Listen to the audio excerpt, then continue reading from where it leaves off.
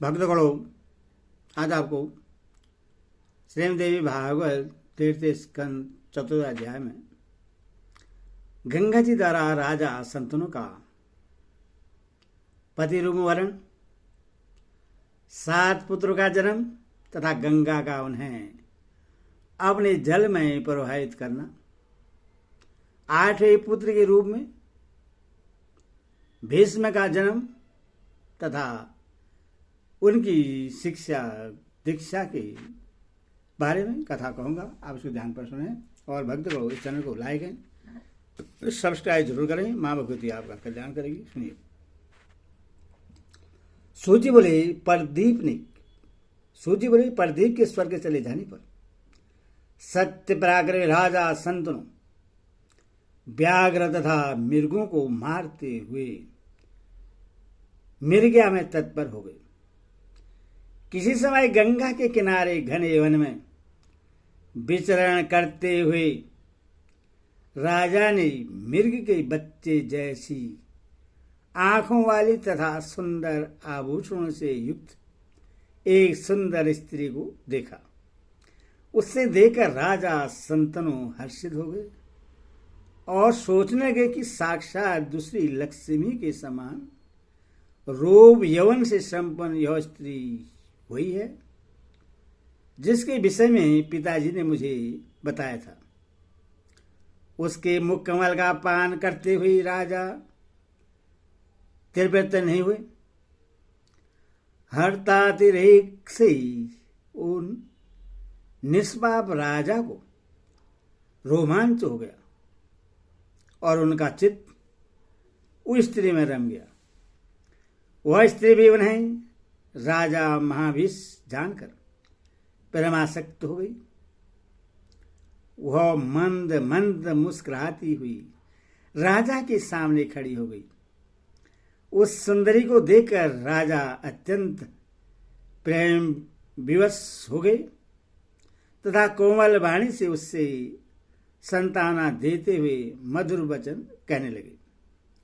हे बामरू, हे सुमुखी, तुम कोई देवी, मानुषी, गर्धवी, यक्षी, नागकन्या अथवा अप्सरा तो नहीं हो।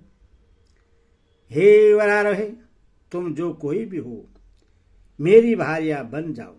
हे सुंदरी, तुम प्रेम पूर्वक मुस्कुरा रही हो, अब मेरी धर्मपत्नी बन जाओ। सूत जी बोले, राजा संतनु तो निश्चित रूप से नहीं जान सके कि ये वे ही गंगा है, किंतु गंगा ने उन्हें पहचान लिया कि ये संतनु के रूप में उत्पन्न वही राजा महाभीष हैं।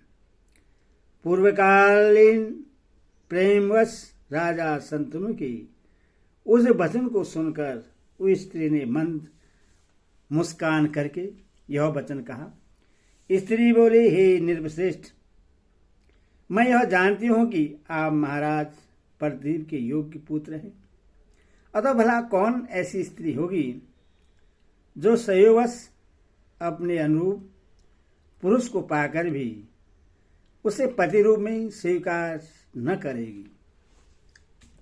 हे निर्वश्रेष्ठ, वचनबद्ध करके ही मैं आपको अपना पति स्वीकार करूंगी।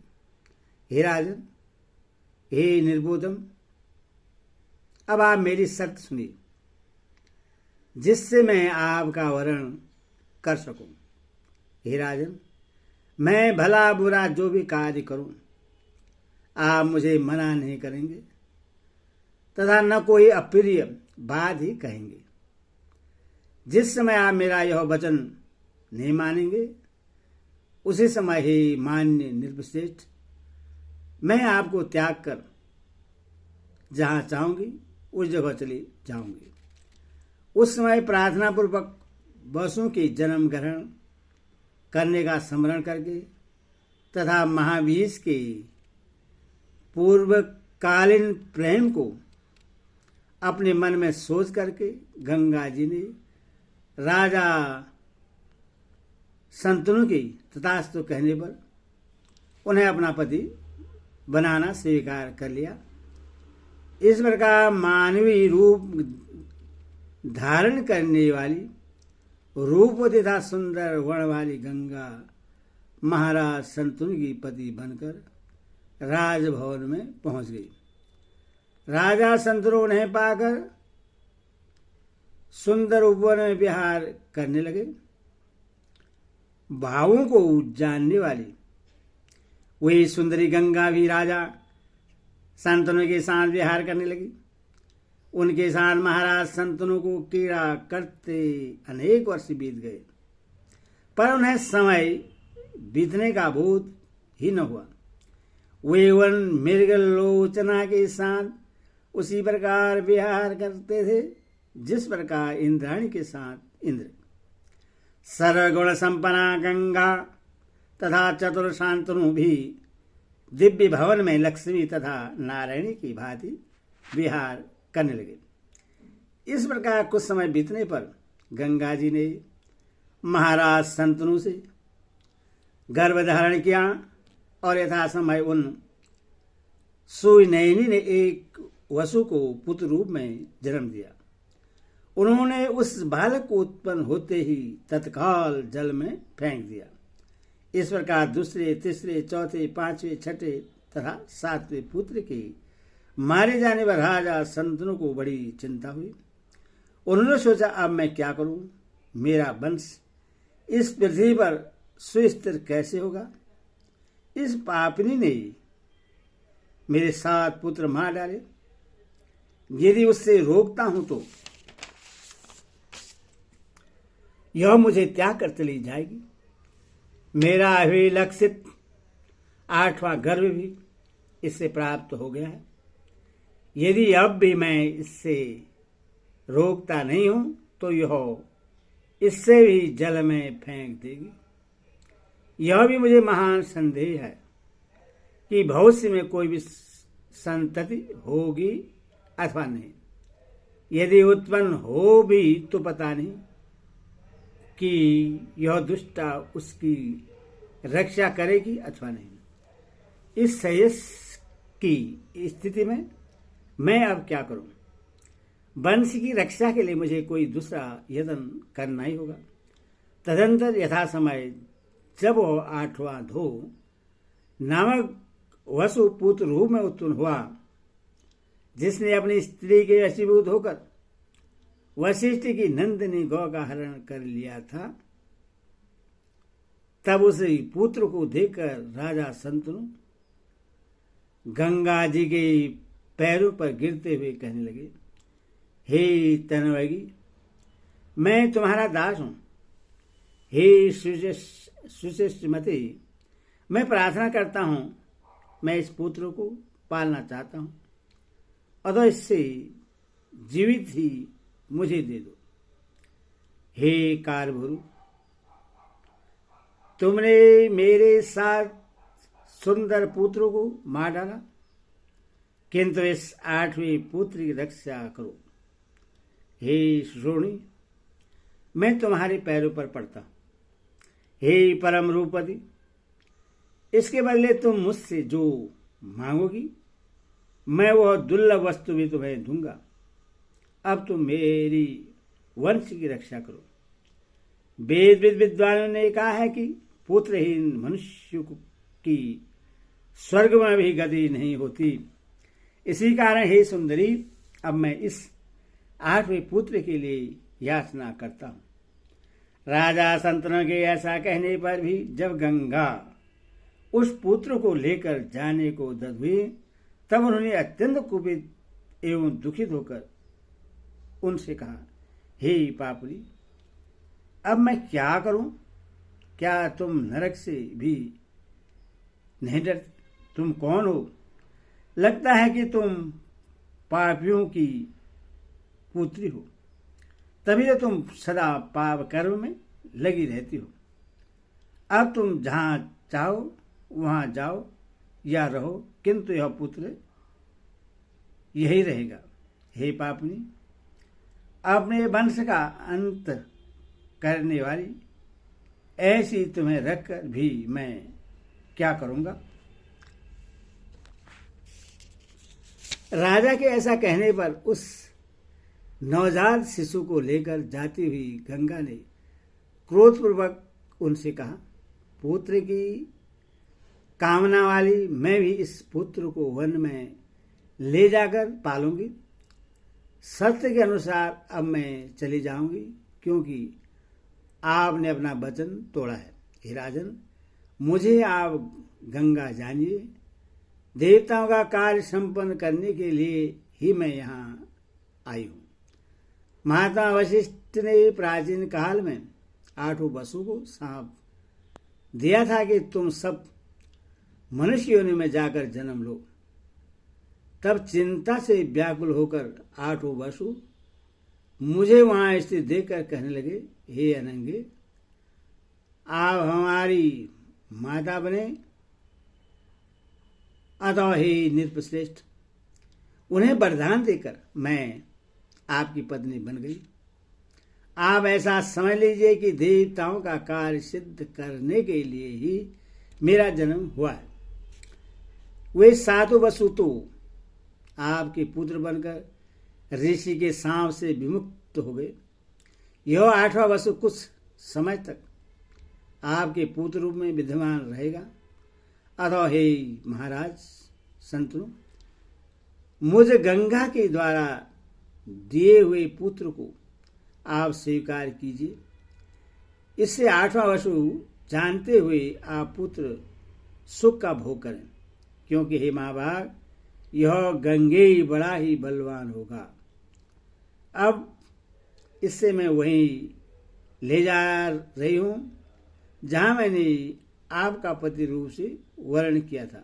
हे राजन, इससे पालन करके युवा होने पर मैं पुनः आपको दे दूंगी, क्योंकि मातृहीन बालक न जी पाता है और न सुखी रहता है।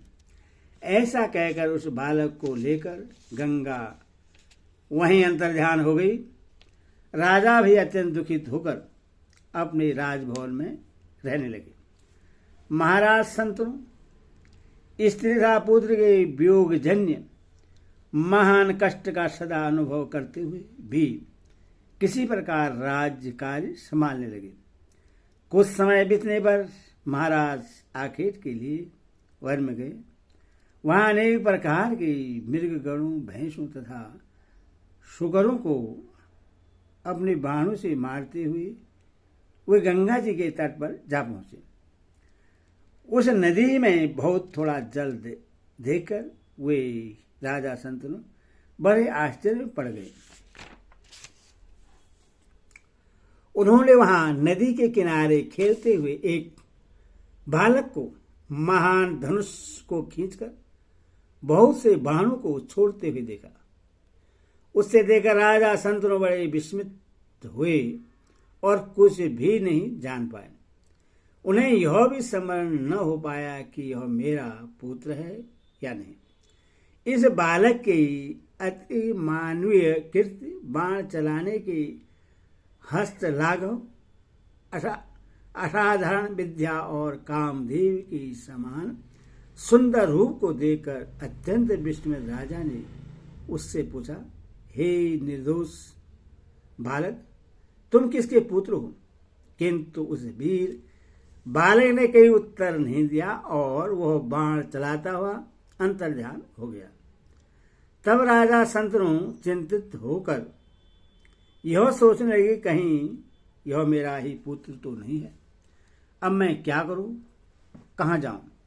तब उन्होंने वहीं खड़े होकर समाहित चित्त से गंगा जी की स्तुति की।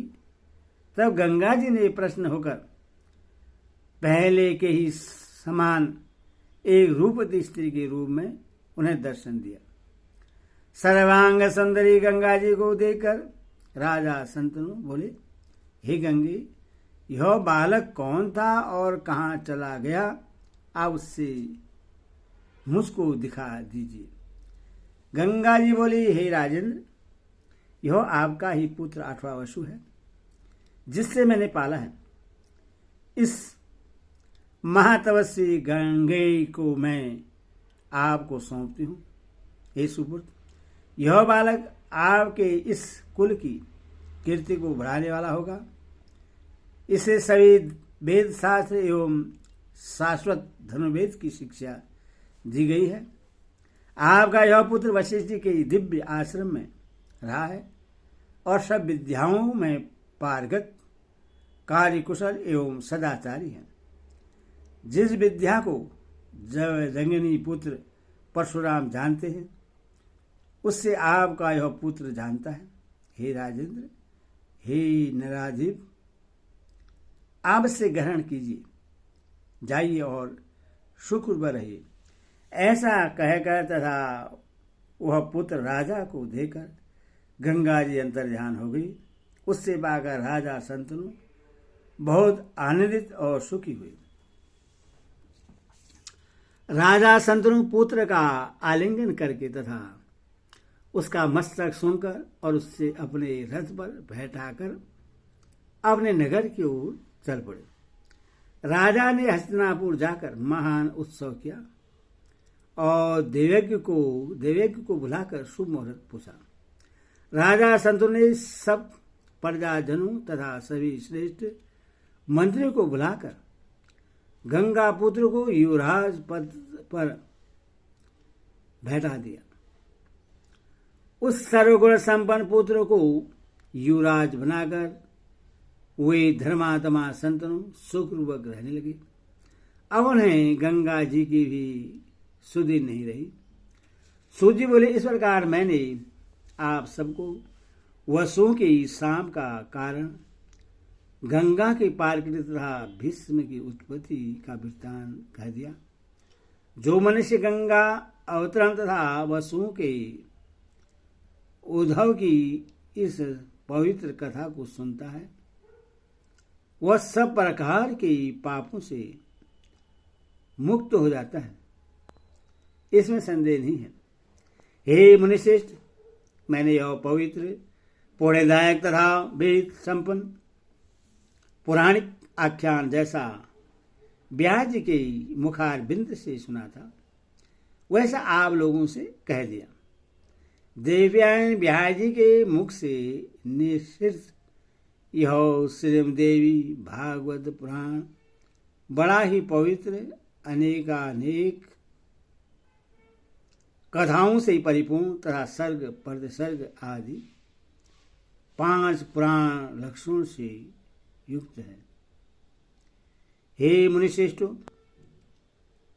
सुनने वालों के समस्त पापों का नाश करने वाले, कल्याणकारी, सुखदायक तथा पूर्णव्रत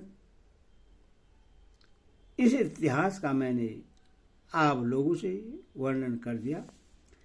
इति श्रीमद्देवी भागवते महापुराणे षष्ठौ दशसहस्राणां सहितानां दीर्घस्कन्धे देववर्तोपदिवर्णां चतुराध्यायो। हरि ओम।